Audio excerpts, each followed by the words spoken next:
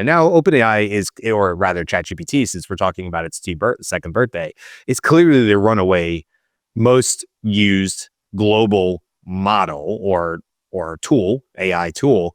But that wasn't always necessarily the case. And it wasn't a given that that was the way it was going to go. I just think they've been very good at coming out with new features that are very helpful to the end user. Not to take anything away from Anthropic and all the amazing stuff they've done in 2024. But I think ChatGPT and OpenAI has still continued, despite all the leaderboards and all that stuff, continued to be the North Star, the guiding light of what is possible and what the upper echelon of these LLMs are.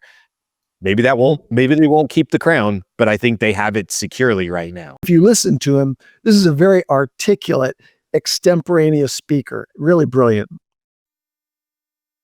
Yeah, and I always think it's interesting with him that, like, I said this on another show, he looks up and to the left when he's thinking about it. And I almost think like a politician or like a president who knows a lot more than they can publicly share. Like, I always think like, man, his brain is working overtime because he's always thinking constructive. Not only does he have very intelligent answers, but you just know, like, there's just stuff he can answer, but he cannot reveal because of where models are and stuff like that. So every time I listen to Sam, I go, it's the stuff he's not saying because he can't, because, they're not there yet, or he just doesn't want to release that information.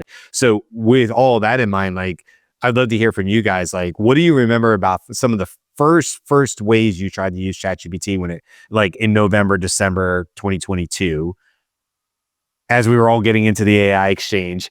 And then where are you like most excited? Skill or that talent or whatever. Since then, it's just gotten better and better. Like I don't know if you can see back here, some of my books on the shelf.